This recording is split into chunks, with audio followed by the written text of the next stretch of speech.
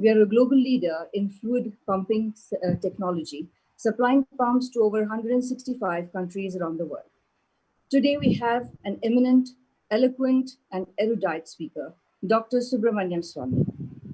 Other than being extremely accomplished in academics, as you will witness in his profile, he has held many influential posts. He has a PhD from the Harvard University, 1964, where he jointly authored a research on index number theory with Nobel laureate Paul Samuelson. He was assistant professor at Harvard University, 1964 to 69. He is a professor of economics in the Indian Institute of Technology, Delhi, in 1969 to 1991. He is a visiting professor of economics, Harvard University in 1985 and 86, and has been running all the summer programs from 2001 all the way to 2011. A visiting professor of economics, Delhi School of Economics, University of Delhi, 1968. He's held many government positions like the Member of Parliament 2016 to 22 on sixth term since 1974. He's a Cabinet Minister of Commerce, Law and Justice in 1990 to 1991. He's the chairman with Cabinet Minister rank in the Commission of Law, Standards and International Trade, Government of India, 1994 to 1996. He's a member Board of Governors, Indian Institute of Technology, Delhi, member council of IIT's Government of India, 1981 to 1983. He's the Assistant Economics Affairs Officer, United Nations Secretariat, New Delhi, 1963. He's a member Standing Committee of Parliament, Ministry of Health, a consultative committee of Parliament, Ministry of Civil Aviation. Currently, the party position is a member of the National Executive Bharatiya Janata Party. A public figure widely respected for his honesty and for his crusade against corruption, class action, and public interest litigation in the Supreme Court of India. He is considered a leading figure in successful struggle during 1975 and 77 period for the restoration of constitutional democracy in India. He has also taken the lead in promoting India-China, Indo-Israel, and Indo-Sri Lanka normalization of bilateral relations. Besides this, he has authored several books, the latest being Reset, Regaining India's Economic Legacy. Our moderator for this evening is Mr. Prakash Iyer. Prakash Iyer is the founder CEO of Leadership Works. He is also a director on the board of Xerox India Limited and serves as an advisor to multiples, a $1 billion PE fund. He is a best-selling author, motivational speaker, and a certified leadership coach. He spent 30 years in the corporate world, and in his last role, he was the managing director of Kimberly-Clark. He is an alumnus of IIM Ahmedabad. Passionate about people, Prakash speaks and writes extensively on motivational leadership, teamwork, and winning. He's the author of 3 best-selling books. For today's program, I would request you to post your questions in the Q&A box. We will try to take all of them, time permitting, of course. I will now ask Dr. Swamy to share his thoughts on making India succeed, especially after we all have been through very uncertain times with COVID-19. While barring a few industries, most of us in manufacturing seem to be functioning at less than half capacity with a disruption of supply chains. So over to Dr. Swamy. Thank you, Ms. Kirloskar. It's a great pleasure to be here. I hope my voice is loud enough that you can hear. This topic, yes, thank you. This topic is of great importance for me, and I think for the country as a whole to ponder on, and that is how to make India succeed. And that process of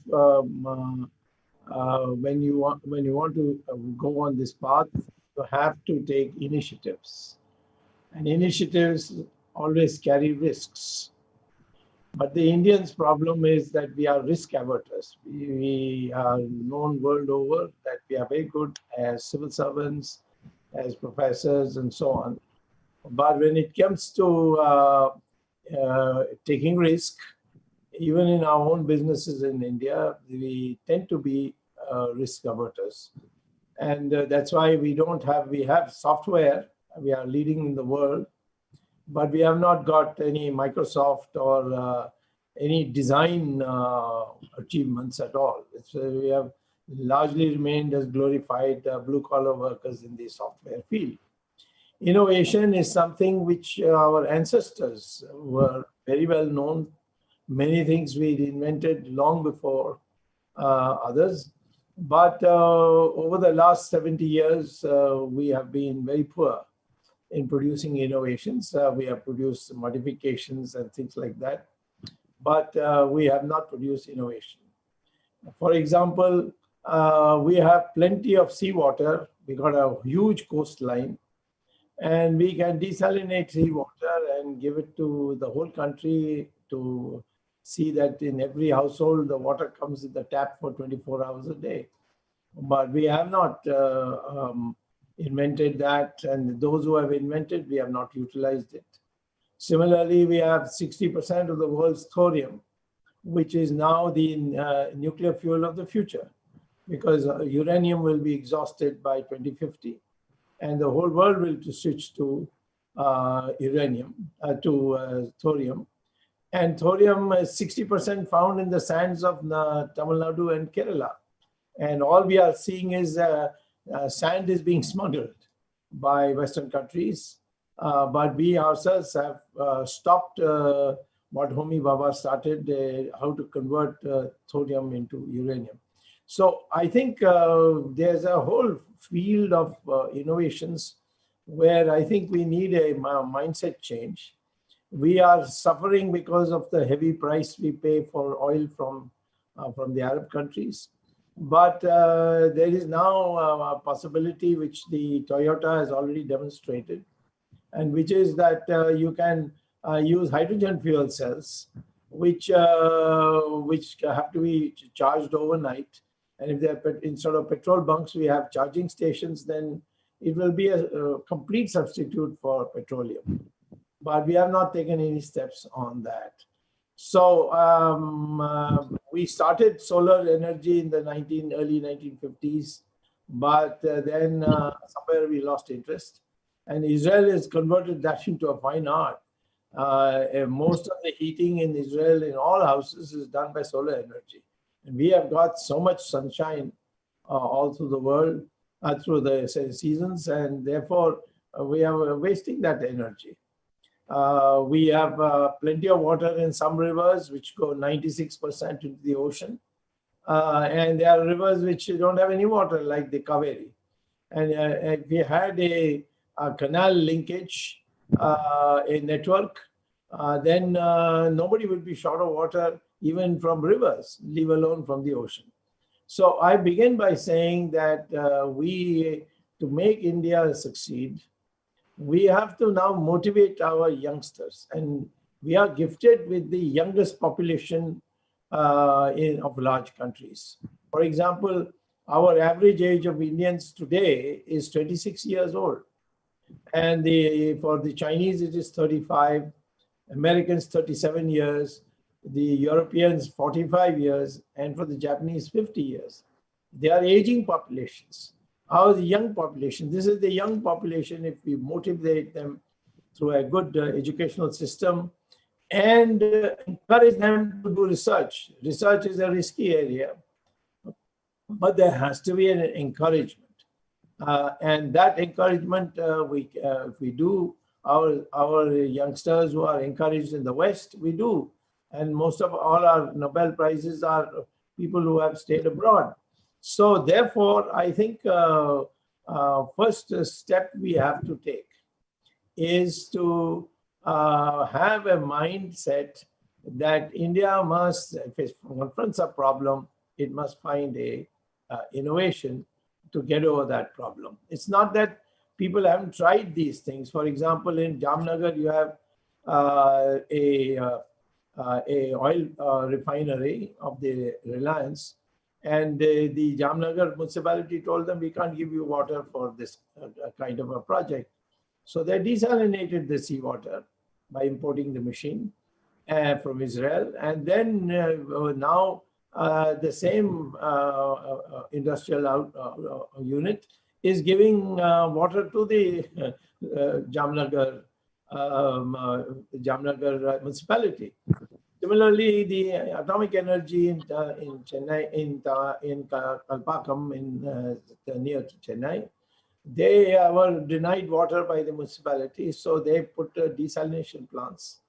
And the entire colony today, resident colony, gets water 24 hours a day. So it's Indians are capable, but we lost it somewhere because of these invasions and this colonialization colonies that we were converted into. And so to make it, I think the first thing we should start doing is use our educational system to encourage our youngsters to be more research oriented, and those who have shown those aptitudes, they should be specially encouraged by scholarships and financing and so on, so that they take it. Because in research, there's no such thing as a surefire result. You can work years and get nothing, and sometimes you can get it very quickly. So this is the first step I would do. You mentioned about corona. Now, corona is a virus which has spread, and it's spread even in the most advanced countries. For example, the United States, the number of people who have contracted coronavirus, there's a new variety which is called COVID-19, which is also a virus. It belongs to the family of coronaviruses. So I will continue to use the word coronavirus. This coronavirus has in India, even today, we can say, because of perhaps our immunities that we have acquired over the years of facing so many diseases, that is the lowest death rate that we have compared to these large countries. Of course, I don't go by the Chinese statistics because I don't know what they did for it and whether the statistics are reliable. But generally speaking, countries which are open countries and large countries, whether it's Brazil or United States or Canada and so on, the rate of deaths, the death rate from corona is the lowest. What is happening is that we are suddenly, our discipline is breaking down. First, I think we went too fast into the lockdown. Within a few hours, perhaps 5 days notice should have been given. But then it did produce results. And now we have a situation where, we are a little desperate. For example, the NEET examination that's going to take place is bound to spread corona in a big way, because you're asking people to go to classrooms, sit there and do the exam and travel over distances. You can't do any pre-checking for them. So, but we have to do it. So, or at least this is how the government feels. And therefore, that will be a factor. And then when you have people not maintaining social distance, then of course this will increase. But still, I would say, put together with my knowledge of my talking to experts in the field, in particularly All India Medical Institute and other places, I think that we should see it sort of depleted by the end of September and probably disappear by the end of this year. But I don't think that should be used as an excuse, because I'm saying this because the economy is in, as you mentioned in your introductory remark, Ms. Kirloskar, that this economy is in a terrible shape. Now, that is not induced by coronavirus. It was declining anyway, only that our media was not putting it out. And when I wrote op-eds, people cursed me, said you're criticizing your own party and so on. But now the finance ministry has come out with a document called Macroeconomic Trends of June 30th of this year, which confirms what I had been saying, that the rate of growth of GDP, for example, has been declining since 2015-16. And in this first quarter of this year, before the corona hit us, we had our growth rate was down to 3.1%, which is perhaps the lowest, because even during the Soviet model period and this planning and so on, we used to have 3.5% per year. So therefore, this decline has taken place because of a fatal flaw in our economic policy. And that policy is that we have, the interest rates are too high. The rates of return for fixed deposits too low. The income tax is a great harassment. So many people divert their money out so that you don't have to pay tax. Those go into non-essential areas, perhaps into luxuries and other things where there's no accounting. So the rate of savings is lower than it should be because of our income tax.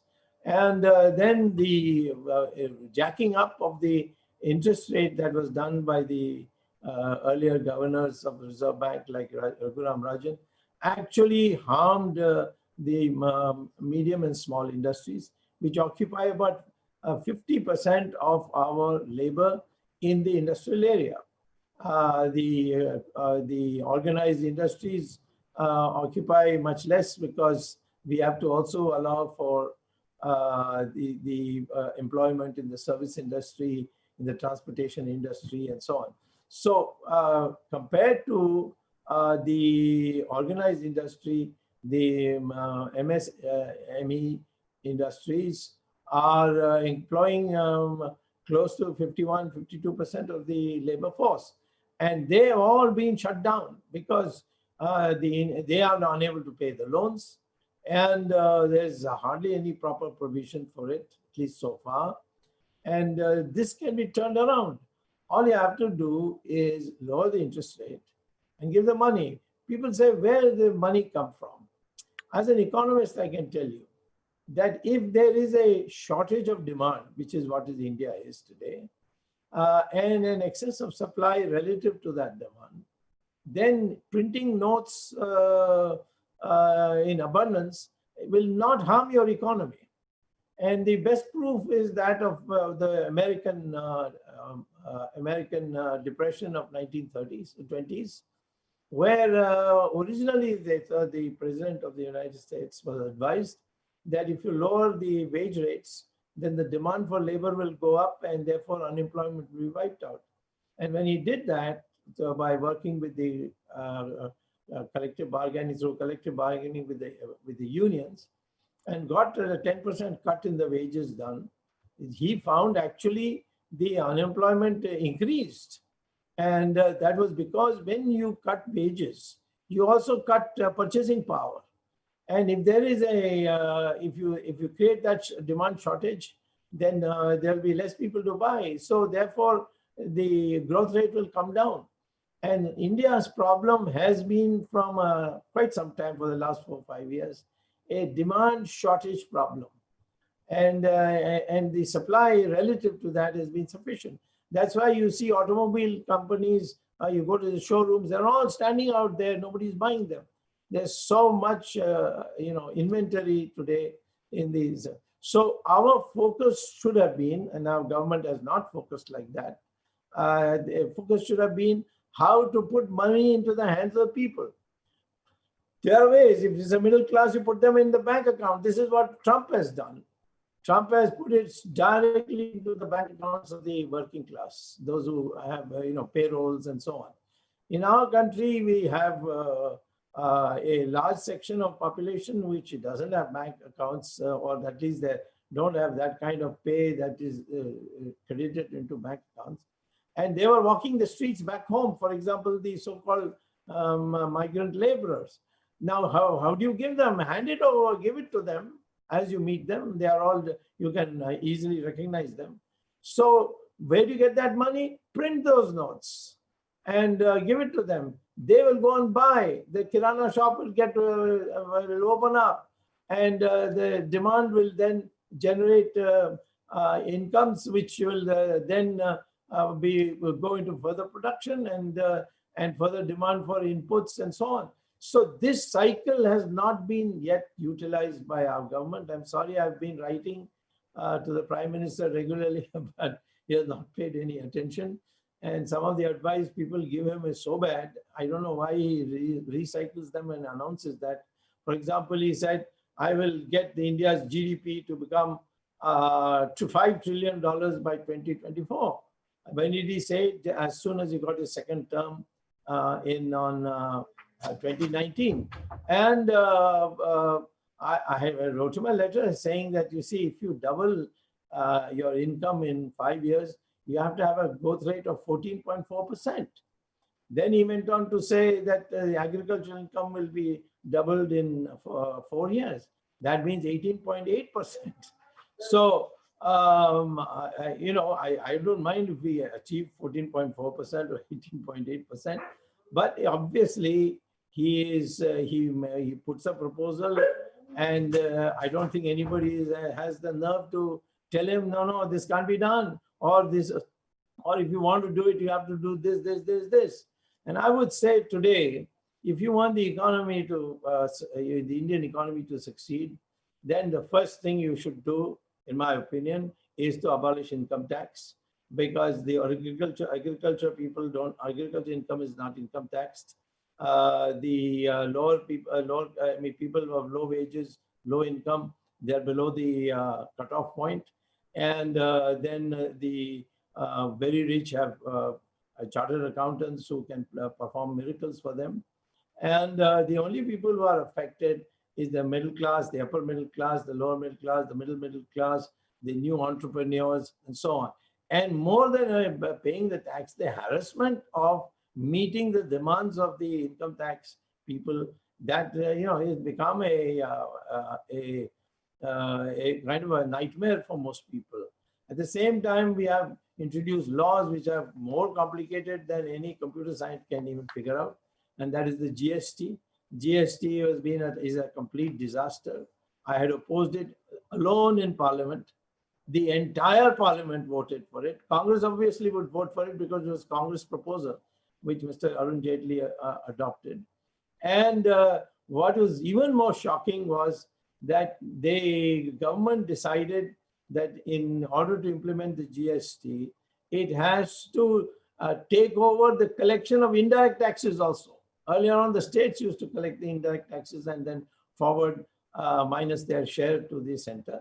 But what they found, what the government did is said, no, if we are going to computerize the whole thing and give, ask people to pay tax at only one point, then if a product is produced in Maharashtra and sold in Madhya Pradesh, then Maharashtra will lose its taxes, and all the taxes will be gained by Madhya Pradesh. So there must be a distributional procedure.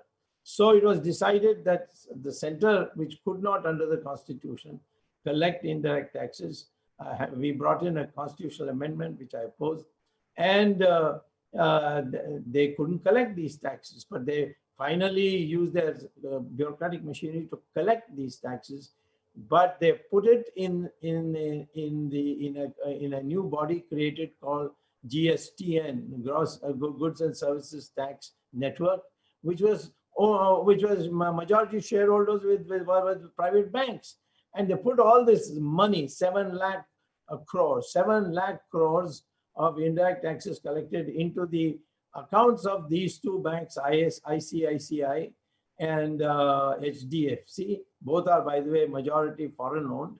And then said, we'll give you a computer program which will be through which you can distribute it to all the states. But that computer program collapsed the very day you inaugurated it in Parliament, and that was by Infosys.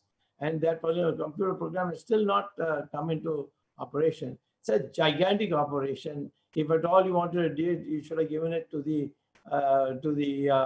computer programming that is done by our income tax department, which is far more efficient. But then finally I said, why should a private majority private company, GSTN is a private company, it's been designated as a private company, and it was established under the Companies Act. Now why should we give it to the private sector? This is all a public thing. Finally, after a year, the Prime Minister agreed and nationalized it. And now we are struggling to put in the GST. So when you say you want India to succeed, please understand India will only succeed if you simplify things. If you complicate things, if you harass the people, they are smart enough to avoid paying anything at all. They'll find some other way. Indians have tremendous intelligence. They'll use it on how to evade.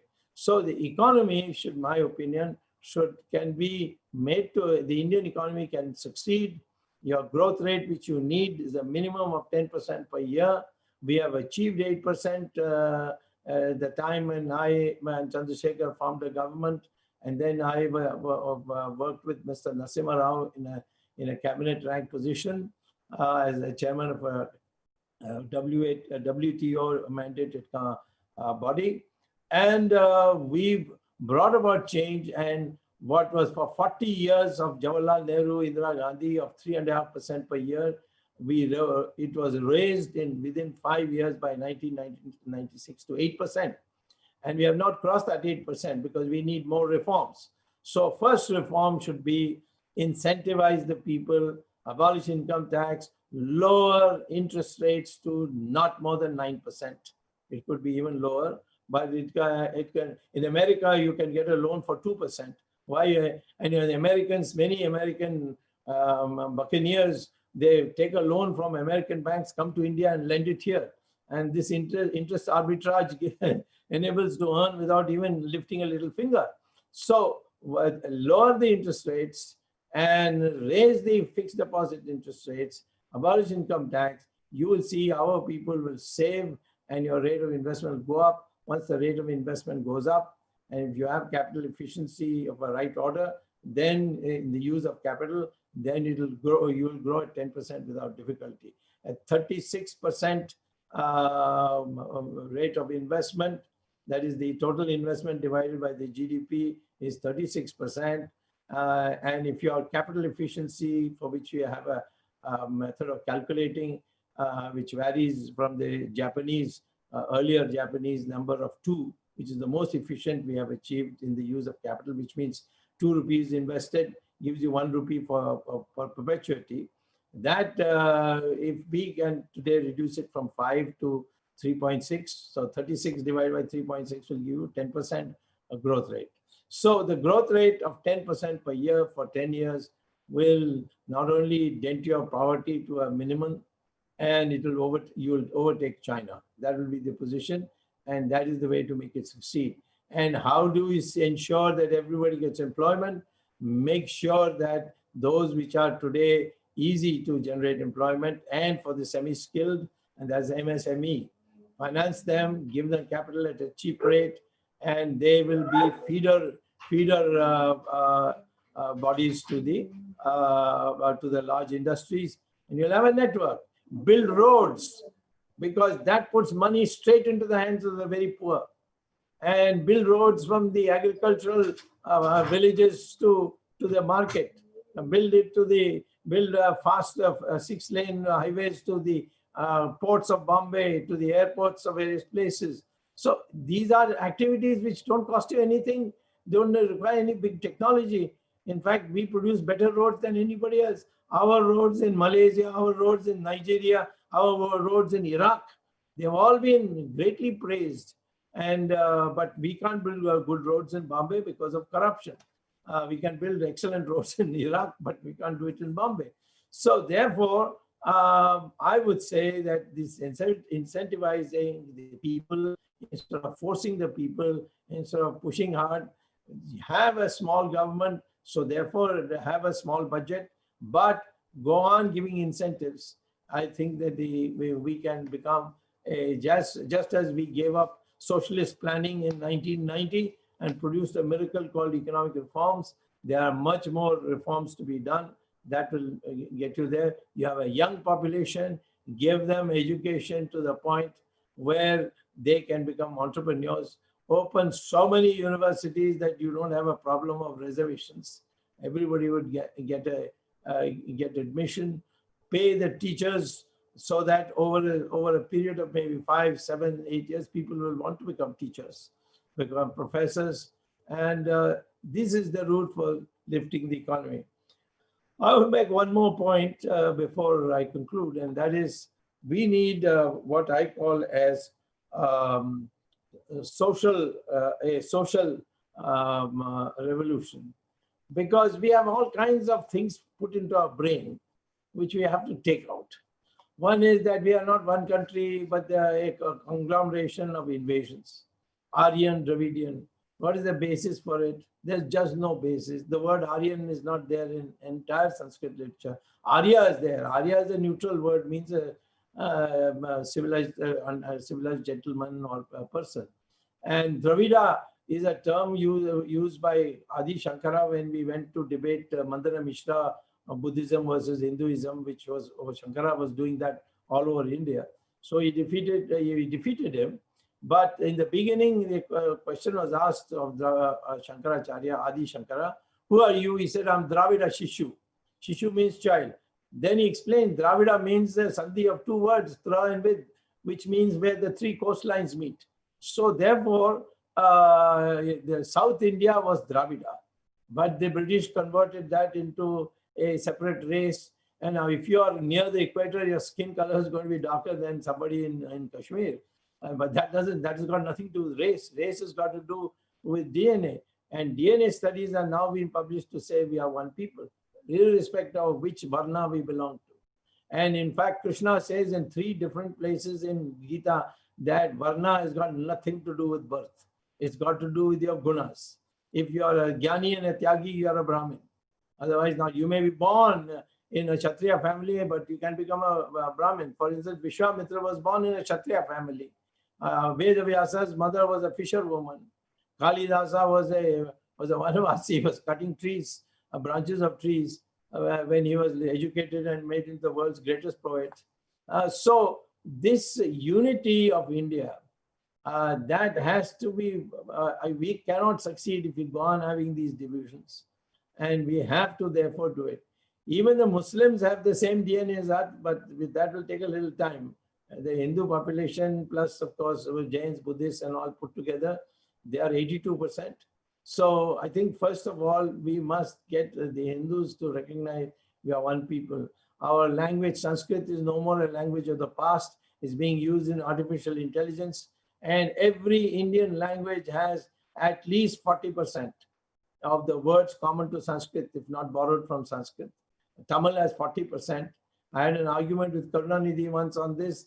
He said, no, not a single word is in Tamil, is in Sanskrit. I said, your name, Karunanidhi itself is Sanskrit. What are you talking about? That there's not a single word.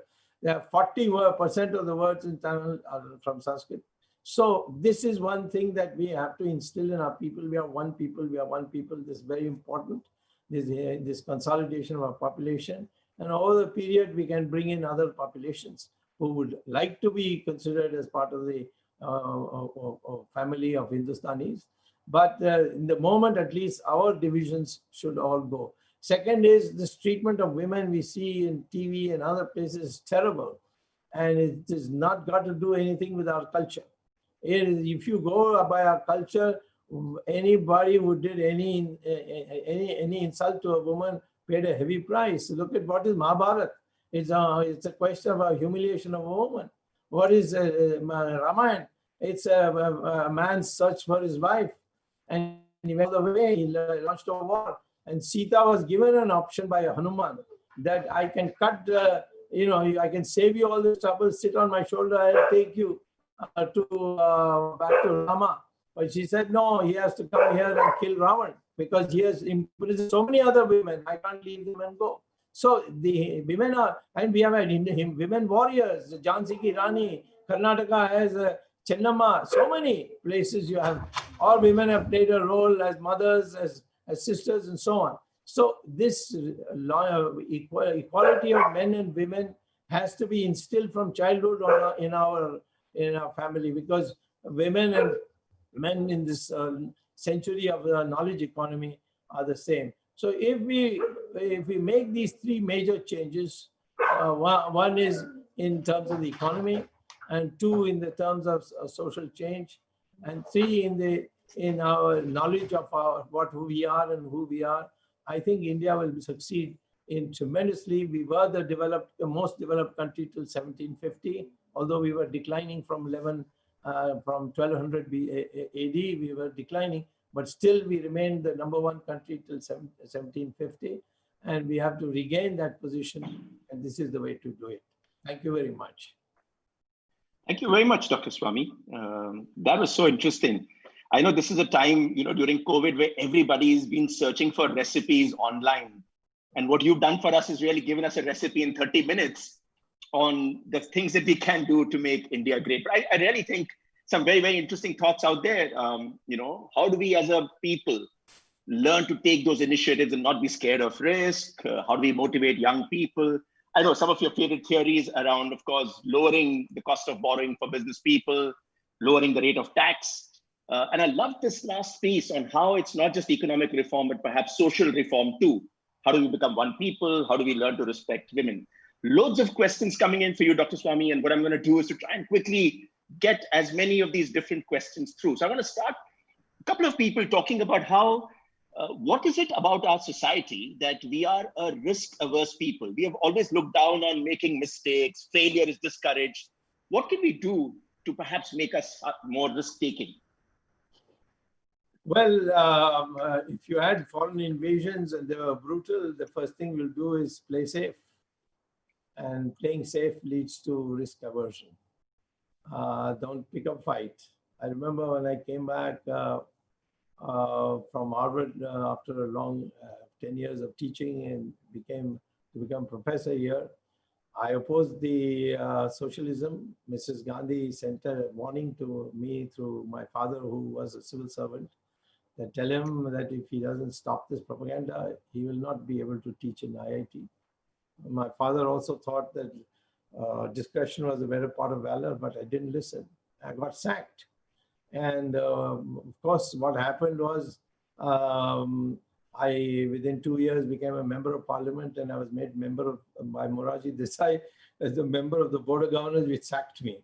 And I'd gone to court in the meanwhile, and after a long battle, I won it and got all my back salary with the interest of 8% interest.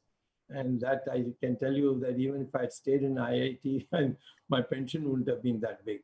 So I think this concept that, risk means it is a permanent defeat.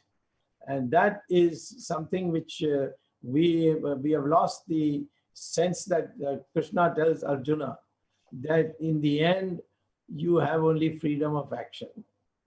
But the result, I will decide. And I will never go karma unrewarded. But don't expect that, don't fix your mind on the result, fix your mind on of how to fight, and then leave the result to me. Now that, by the way, surprisingly, according to Business Review, something in an American magazine, the American corporates who have had a very large number of heart attacks of their 45-year-old types, executives, are teaching this now. Yeah. And telling them, and they call it emotional intelligence. They say that, you should not be disappointed if you don't succeed. That means your friends also should not, think low of you because you failed. Failure is itself a process of a greater success. And if you can start teaching that to our young people, all this tension, young people committing suicide and all that will go. You have to tell them, now you do your best. If you're satisfied, you've done your best, it doesn't matter what the result is. It's not in your hand. Sure. And getting thrown out of IIT can actually change your life for the better. So you shouldn't really worry about it. But tell me, it's interesting we're talking about risk-taking when there are so many entrepreneurs listening into you right now, Dr. Swamy. What would you do to try and foster entrepreneurship in this country? How can we have 1 million entrepreneurs blooming everywhere? I see, this is not other entrepreneurs can't do it. It's basically the kind of regulations we have. It has to be done by the government, and the government has to simplify its laws. It has to make it easy for people to be honest. It's very difficult to be honest today because even if you filed an honest income tax return, the income tax officer will find something, and ultimately you'll have to keep him happy, and then the circle starts. So I'm saying that abolish income tax. What do you get out of income tax? Is some say 8-9 lakh crores. That's nothing. In one 2G spectrum auction, we got 4 lakh crores. And if we start now auctioning the coal lots, you see the coal mines, you will get 11 lakh crores. So there are lots of alternative sources, and these should be searched for. And I don't think that we should have such high interest rates. Well, half the reason for entrepreneurship being weakened is that the process of getting a loan and then paying such high interest rates. It's terrifying. And now today MSMEs are all don't know what to do. What MSMEs? What about the airlines today, which are high risk ventures but very essential ventures? They are all suffering. They are all complaining. And if the bureaucrats make the decision and the politicians don't understand economics, then you're going to have this situation compounded. That's the situation. Sure. And there's a question from Ravi Nigam, who's actually the chapter president for TiE Pune currently. And he says, how difficult is it to balance politics and economics? Because clearly, what would... There's no real difficulty, but if you are a politician and an economist and you become popular and the prime minister is insecure, and then it becomes impossible. I mean, I've known Modi for such a long time, but he doesn't want to be anywhere near in his cabinet because I'm the type who would tell him in the cabinet that you got it wrong. This is not the way to do it. I did it with past prime ministers. I did it with Chandrasekhar. I did it with Narasimha Rao. I did it with Moraji without being in the cabinet. And so it's a question of the mentality or the temperament and the background of the prime minister. You may be a great prime minister, but if you are insecure that somebody is pulling the rug under you, then the talented person can't be a politician. And if he's not a politician, you just can't deliver. You become mechanistic. It's like Raghuram Rajan. I mean, he was a professor, full professor in an American university, came here, started increasing the rate of interest. And I told him, you can't do that. He said, no, I got to control inflation. So I said, you control inflation, then it's like a doctor saying that the only way I can lower the temperature of a sick patient is to kill him. Then the temperature will definitely come down. You are killing the MSMEs. The cost of capital is going down. The economy is interconnected, you see. As I give you the example of the Americans, if your wage rates are cut, the purchasing power also goes down, therefore demand goes down. And if you have a situation where you have a surplus of supplies in excess, then cutting demand is the most criminal thing to do. That time you can even pump money and print money and give it to people in their pockets. That will be salutary for the economy. Sure. There's an interesting point. Akshay Kumar says that you have such wonderful ideas, and the tragedy for us is that they are remaining ideas. What will it take for us to get those ideas into action? And linked to that, there is Paresh Chaudhary who says, would bringing in a breed of educated, professional politicians change India's future? Yeah, one of the first things in politics, there's a lot of uncertainty. That means risk. And so how can I bring educated people when they can get a steady job and, assured pensions? And get them sacked from IIT. That's the rule. Just do that. I get them, but the IITs get such wonderful, steady jobs with no risk. You have to develop the sense of nationalism. Listen, I don't mind giving up everything, but I'm going to give it a try and improve the country. And that you have to instill in our younger people. And when they go, yes, get a good education. We have a fallback position. But ultimately, don't be afraid to speak and don't be afraid to be blunt. People in this country don't want to speak what they know is wrong. They won't tell their superiors that this is wrong, this can't be done. Of course, there will be consequences, but once the consequence, in my case now, nobody wants to do anything against me because they feel that whether it's in the courts or in anything else. So the best thing to do is avoid me. That's what they do. And that suits me fine because I do what I want. But in terms of converting my ideas into action, no way the Prime Minister will agree that I should be given the finance ministry. Yeah, but let's flip that and say that if you were finance minister, what would be the first 2 or 3 things or the top 2 or 3 things that you would do? First day, I will order the CRP to go and put a lock on the income tax department and have it abolished. I hope you can hear the cheers from everybody on this call, but go on, yeah. The second thing is I'll say that interest rate cannot exceed 9%. And after 3-4 years, I'll reduce it even further. And there's one which is not a very popular measure, which I would like to see done. I'd like the rupee to be 35 rupees to a dollar. And I've got my economic reasons for that in terms of macroeconomics. And then, of course, the rate of savings has to be, because India is a very special country where almost 80% of the total savings in the country comes from households. So the heroes are the housewives in our country who, are very, very savings minded. Indians are not, by nature, our culture and all, we are not ostentatious. So therefore, unless you are driven with a lot of black money, you don't know what to do with it, then you become ostentatious. So the middle class certainly has demonstrated a much higher rate of savings as a ratio than any of the other classes in the country. And this is, therefore, you motivate them. You say, okay, you put your money in, you will get 9% on fixed deposit, guaranteed. You will see people will cut their consumption and go and put the money.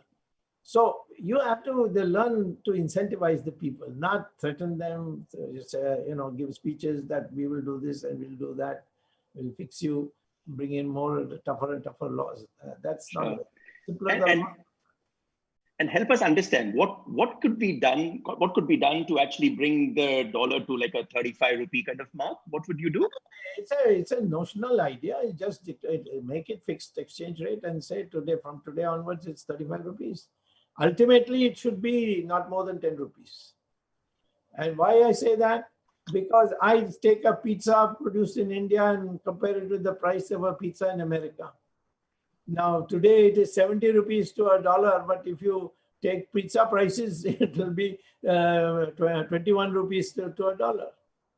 So this parity is the rate which you should have.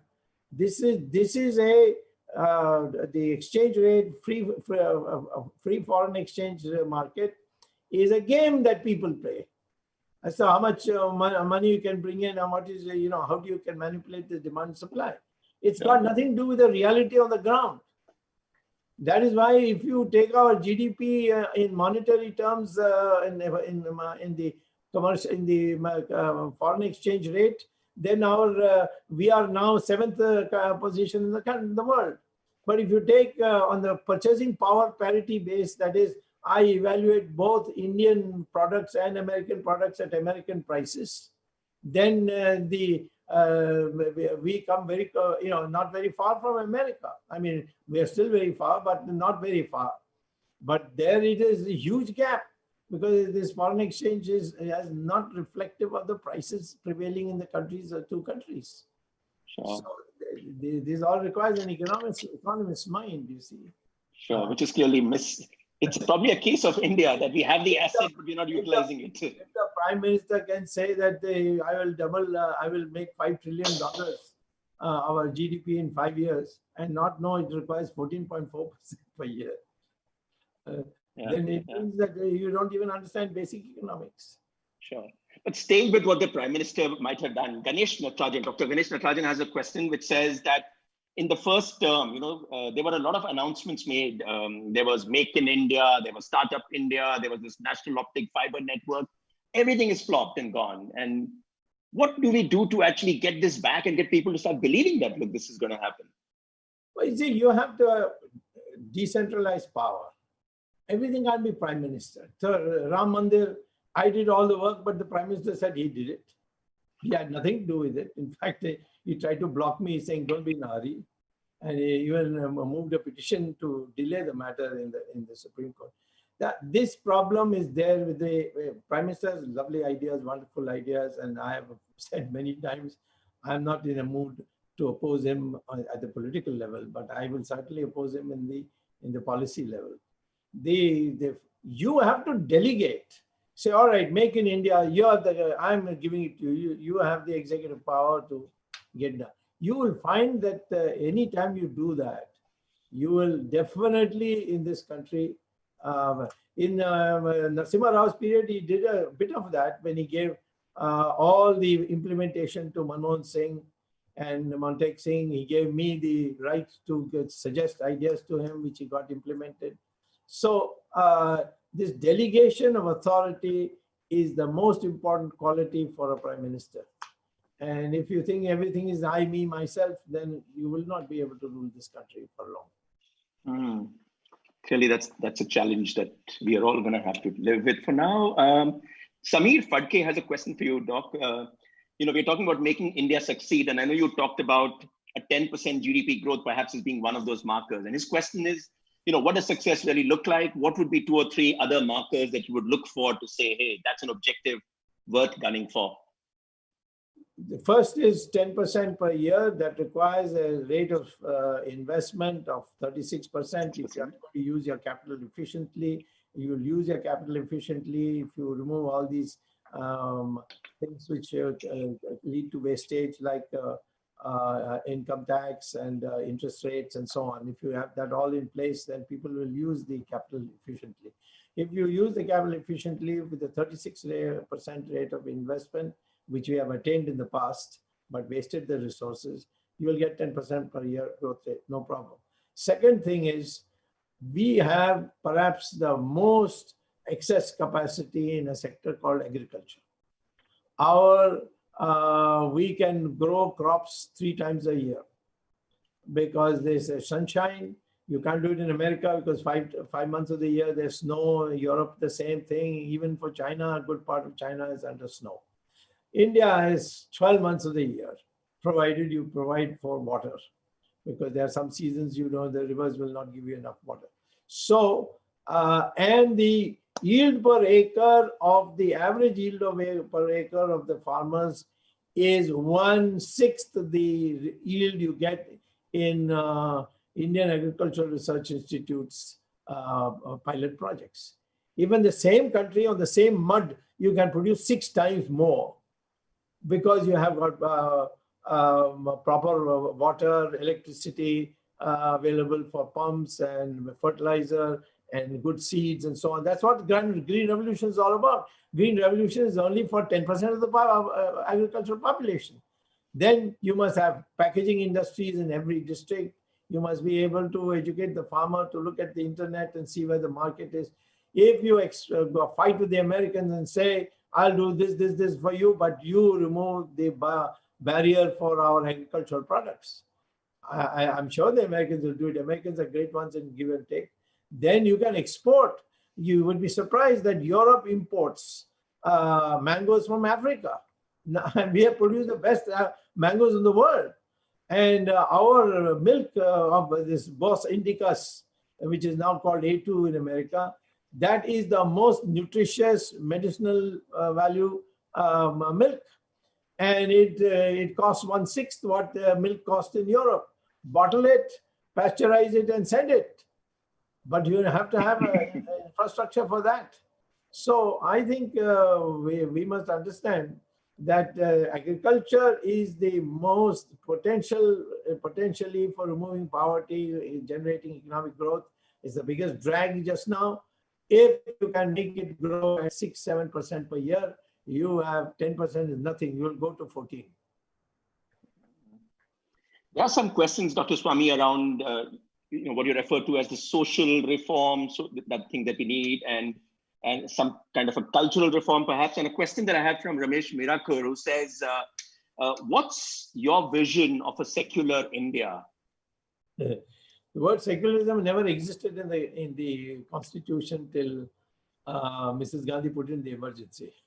Okay, because nobody knows the meaning. It was discussed in the Constituent Assembly, and Ambedkar said, we've got Article 25, which says fundamental right to pray, subject to reasonable restrictions. The word reasonable restrictions is very important.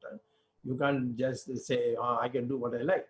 That's how we got this triple talaq removed.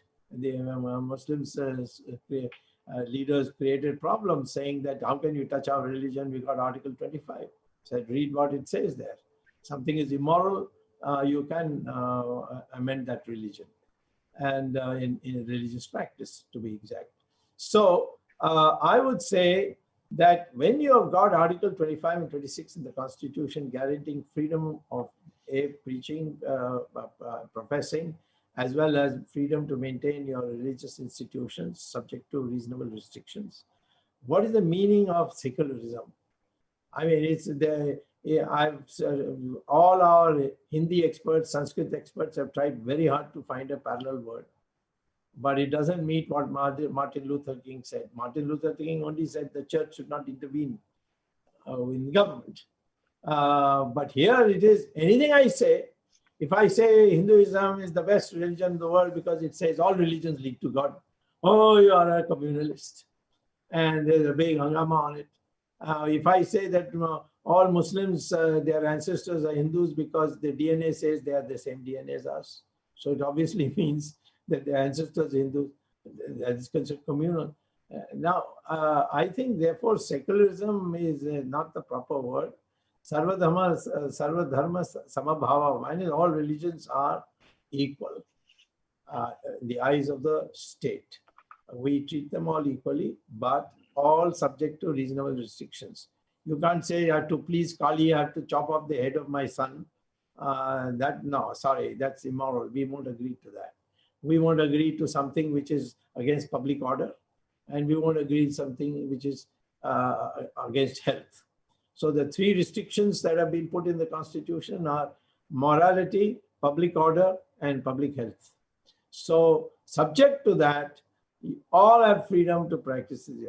In India, you can build a mosque, but in Saudi Arabia or in Qatar, you can't build a temple. You can't even celebrate Diwali there, or even hold Satyanarayana Puja. So we are people who are, as far as religion is concerned, have by religious dogma itself, we have said that all religions lead to God. We treat them all equally in terms of reaching God. We may say the Hindu is on a highway and the others on a village road or something, but that's only only some people say. But the fact is, why this word secularism is there? Because it's being interpreted in all kinds of ways. We only say that all religions equal to God, are equal in the eyes of the state, and they all lead to God. And Article 25, 26 is there to protect them. Sure, sure. Before I go on to the next question, I just want to let you know that there are two questions that I want to just bring to your attention. The first is from Madhusudan, who says, how can your 9.7 million followers on Twitter make an impact in making our Prime Minister listen to you? Is there a way? And Raja says, can we start a campaign which says Dr. Swamy for FM? So I just thought we'll get there. There are lots of questions, Dr. Swamy, around MSME, and I know that's an area of interest for some of our listeners here. What would be one or two things that you would recommend should be done by the government, which could be a shot in the arm for MSMEs? Just lower the interest rate for them to 6%. Okay. Just make it easier for them to borrow. Yeah. Yeah, that's all they need. They don't need it. I've talked to them. They've come to my house. They've, they are in a terrible state just now because the banks are all demanding that they repay. They said, oh, that grace period is over, now pay. Just say 6%. In fact, I would say that even 4% is a feasible thing. After all, who's losing the money? All this money is owed to ourselves. If I print notes, by the way, I'm only creating a debt against myself. This is not a foreign exchange transaction. This is an internal transaction. Yes, there will be a problem if you have a shortage of supply and you put all this money, which becomes demand, then there'll be a huge inflation. But when there's a glut in every have huge inventories are there in every state, in every industry, I think the obvious thing is to put purchasing power in the hands of the people. Sure, sure. There are questions around what's happening in our neighborhood, which is to say, whether it's with Pakistan, China. And one of the questions, and I think this is from Subhash Bal, and he says, what would you recommend? Should we be forming a strong alliance with some of the other countries, or should we just kind of stay? Strong alliance for what? We don't need soldiers. We just need weapons. And there's only one country which has worthwhile weapons, that's the United States. The United States has only one condition. You take over Afghanistan and let our soldiers come back home, and we'll give you all the weapons you want. And we have said no. We will not send soldiers outside our country. You have changed that policy. Tell the Americans, we are with you. Where you want to fight, we'll go. But you pay for the salary for soldiers, and you also pay for, in case any of them get killed, then the entire family's lifelong expenditure to bring up their children and all that will be paid by you. And the Americans will be glad to do it. I know it. They will be glad to do it. We need basically three countries to come together: United States, Israel, and India. That's enough. Then we can take care of the Chinese and their now new puppet called Russia. And we are still living in the past. This is not Russia. This is not Soviet Union. Soviet Union collapsed into 16 countries. This is Russia with a mad dictator called Putin. So, and who's totally subservient to the Chinese. If he's going to sell you a vaccine for corona, be sure it's Chinese that he's selling, because the Chinese can't sell anything today. So therefore, the Russians are doing it for the Chinese. And it's interesting. There's a question. He's from Mudit Jain. He says it's not a question but a comment, and he says, as a proud Indian, I say my competition is not China, but it's the government of India. And again, as a proud Indian, is it possible that I can outsource the government of India to Singapore or to Tatas? No, you can't, because India is unreplicable for any country. No country will understand the complexity. See, look at India. I must tell you one incident. Yeah. It changed my whole outlook about India. In 1975-76, we had a state of emergency. And I went abroad, campaigned, because Jayaprakash Narayan said, what's the use of you being underground in India? Nobody will hear you. There's press censorship, this, that. You go to America and BBC and Voice of America, everything will be heard. And you can tell them what the facts are, because a lot of lies had been spread before. So when Mrs. Gandhi declared election, I decided to come back and contest. And all my Harvard colleagues, because they had given me my job back in 1976, they told me, don't go, because no third world country can sustain any democracy. It needs educated people. And you're such a high poverty level, high illiteracy level. They will all vote for Mrs. Gandhi. I said, but I will still go. I went. And what happened when the results came out, of course, I won from Bombay with probably the largest majority. And that too from a very, very difficult constituency, and that is Northeast. All this Trombay and Kurla and all these areas. So what I found from the results come out is that the educated states, relatively more educated states of Madras, Tamil Nadu, Karnataka, Kerala, and Andhra, all voted for Mrs. Gandhi. And we were wiped out there. But these illiterate UP Walas, Biharis, Madhya Pradeshis, Rajasthani, Haryanvis, Himachalis, they voted en bloc, and UP in fact defeated Mrs. Gandhi and Sonia Gandhi and Sanjay Gandhi also. How do you explain this? People say, no, Nasbandi, what? Nasbandi, that is vasectomy thing. No, it's got nothing to do with that. This is the ancient Indian culture of democratic democracy, which is, we didn't learn democracy from the British. Because wherever else the British went, there's no democracy. It's only in India there is democracy. That's because our ancient traditions, you see, Ramayana, read Ramayana, Mahabharata, how much arguments go on. And,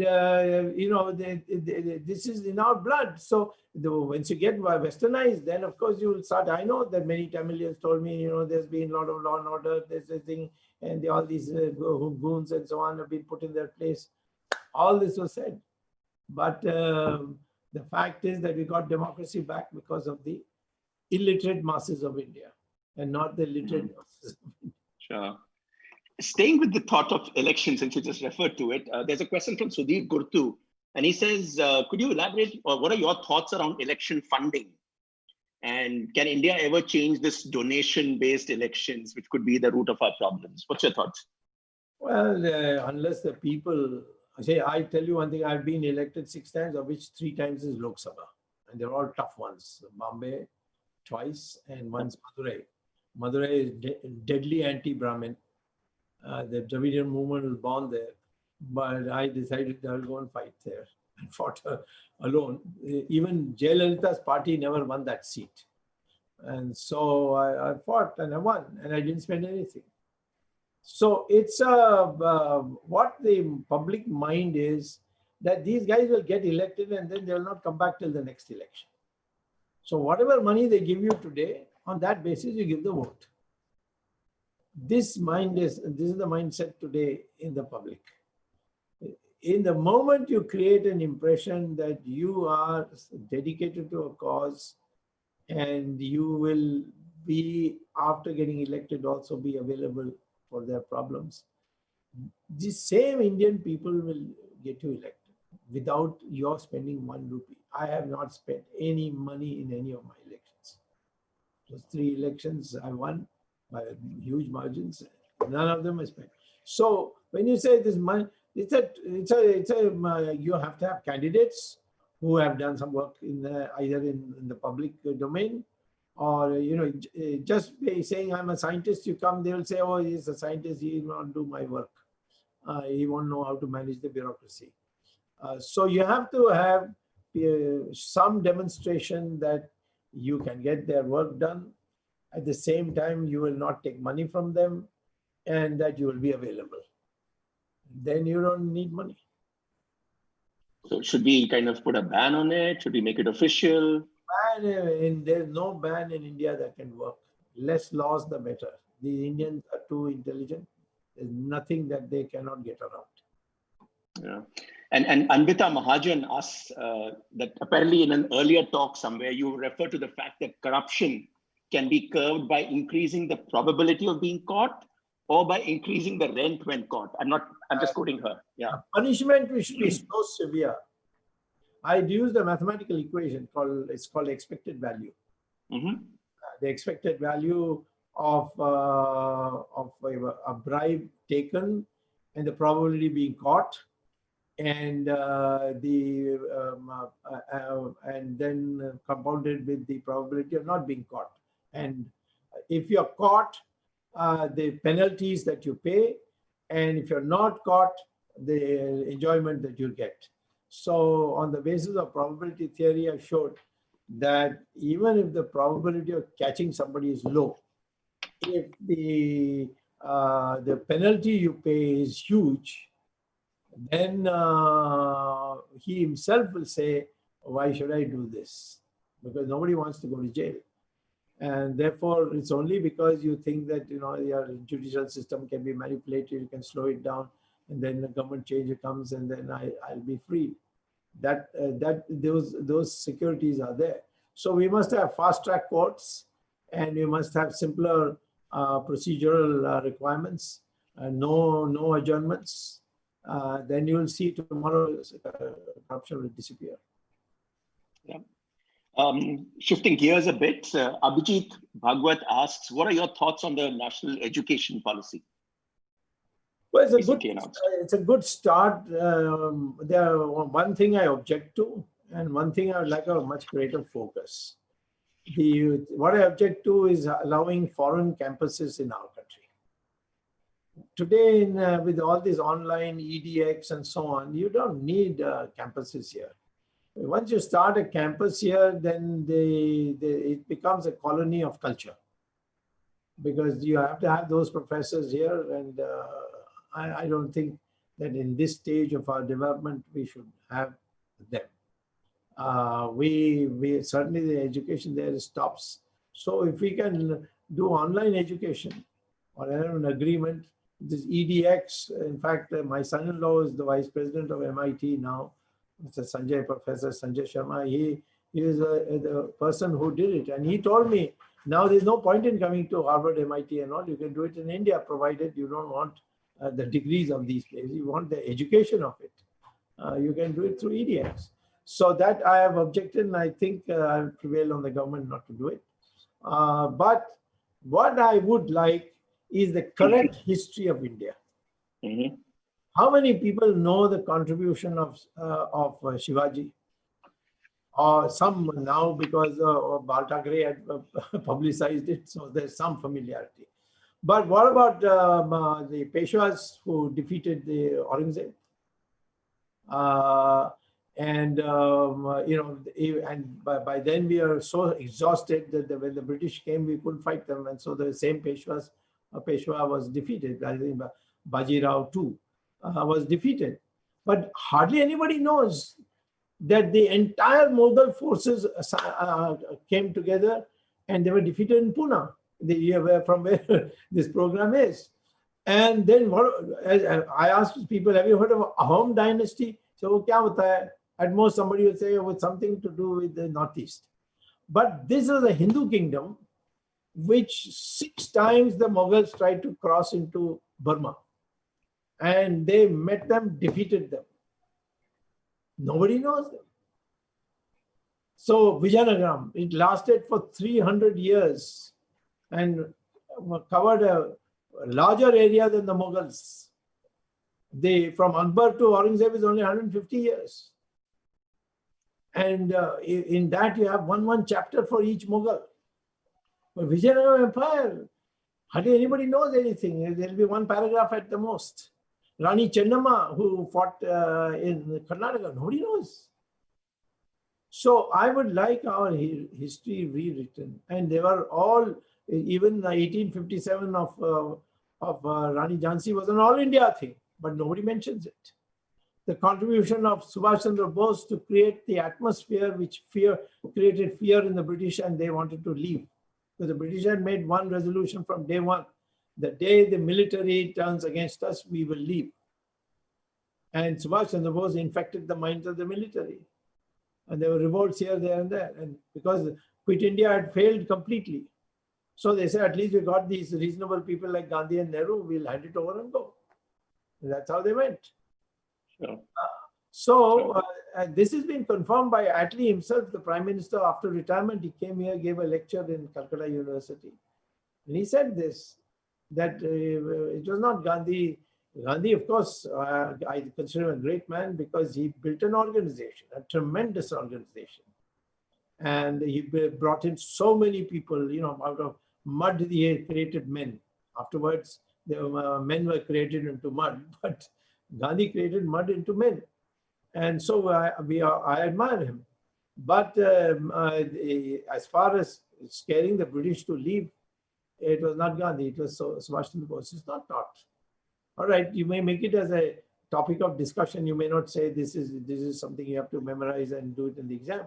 But these are things that have to be brought in so that you know that Sanskrit, every language of India has at least 40%. Tamil has 40% words common with Sanskrit. Nobody knows. Even the Tamilians don't know. Malayalam has 80%. Bengali has 80%.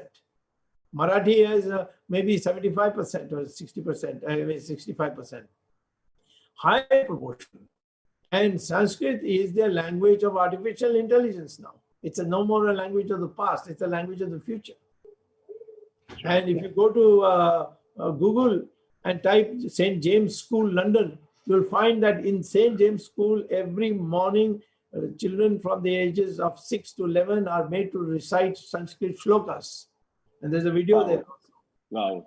Why? Because the principal says children of the ages 6 to 11, if they recite Sanskrit shlokas for half an hour every day, their brain development is far superior to those who don't recite. Wow. There in Google, I don't have to take my word for it. Dr. Swamy, erudite is a word that's often used to describe you. So just a quick question. How much time do you spend every day reading? I wake up at 4. So 4 to 6 I read. Then I deal with some of these Twitter and all that. Then after lunch I have a nap, and then again I read. And before I go to sleep, which is usually around 10 or 9:30, I read. I don't go to evening parties. I don't watch films. So for a lot of time, and Corona has made it a paradise for me, so that I don't have visitors, I have nothing. And I'm curious, what are the books on your bedside table right now? Well, usually it's right now it's basically because I am working on a writ petition for freeing Kashi Vishwanath.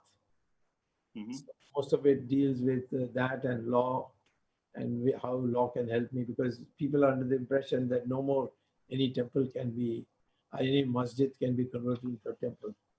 So right now that, Okay. but I like reading biographies because it gives you a lot of strength. You know how people fell and then came up, how they thought that nothing will happen, how the world dismissed them, and how they became. Even our freedom movement after 1944, we thought the British won the war. We thought they are here for another 1,000 years. In another 4 years, they were out. Yeah. So maybe very, very interesting. Yeah, interesting. Yeah. Last couple of questions, perhaps, Dr. Swamy. I know we've taken too much of your time. There are some questions coming up here around jobs. There's somebody who's asking about the impact of technology on jobs. Some people saying, what can we do to get more jobs in UP and Bihar? And I know, 20 million jobs lost in the last 4 months, perhaps. So what would you recommend should be done to increase jobs? Well, see, first of all, much of the problems is that the industrialists have preferred capital-intensive technology because of the unions.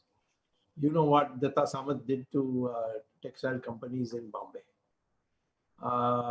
So they thought that not to have a large labor input, and therefore they went in for capital-intensive, which is totally against the economics of India, which is labor.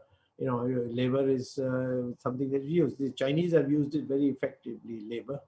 Now, of course, they have a problem because the wages have gone up so much that they are no more competitive for value-added production, like bringing it from East Asia and then adding value and then exporting it to the West. Now, in India, I think jobs will be easier to get if we don't have to remove everything of the socialist labor laws, because the labor is entitled to certain things. I think some of the things that the labor has problems with, we should remove. Companies themselves should remove. They should open schools and at least schools in their own campuses. They should have busing, provide buses for them to come to work. There are those kind of things. But make it very clear that we will, if we want to remove you, we'll remove you, but we'll give you 3 months' salary by check. Not 3 years' salary, not 3 months, by check, and don't come to the factory anymore. I think when I was Commerce Minister, I proposed this. All the industries who came there, they all said, yes, this will suit us very well. We just don't want somebody who I can't remove because there's a labor court and that court and this court. So you must make employing labor, something that is not a nightmare, which is what it is today for the industrial world. And of course, the labor also should feel a security that they will be they will not be just thrown out and sent out, and then they have to go and fight in the court to get it back, or be a slave of some union which is mostly communist. Yeah. Thank you so much for your time and for your thoughts, Dr. Swamy. I'm hoping I've asked all the questions that have come, but there are so many questions, and as they say, so little time. And before I hand you back to Pratima for her closing remarks, one last question, Dr. Swamy. You've given us a prescription for the economy, but tell us, what's the secret of staying so fit and mentally agile at 80? Tell us. Learn how to transfer your stress to other people. The stress is famous words. Stress is the biggest aging factor, the fear of the future. So I would say read Gita and follow it, and you will have no problem with age. Super stuff. Have no fear, take risks, and you will have a happy and healthy life. But thank you so much for your thoughts, Dr. Swamy. It's been a pleasure talking to you. Back to you, Pratima. I would like to thank Dr. Swamy for his insightful address. I loved your thoughts, your disruption of your old thought, right from income tax abolition, right up to the Peshwas. And it gives different perspective of the economy. I thank our moderator and all our colleagues from TAI who organized the back-end technology. I thank all our audiences for their participation. We will be back with more. And with this, I close today's session. Enjoy the rest of your Sunday evening. Goodbye. And thank you, Pratima. Pleasure. Thank you very much.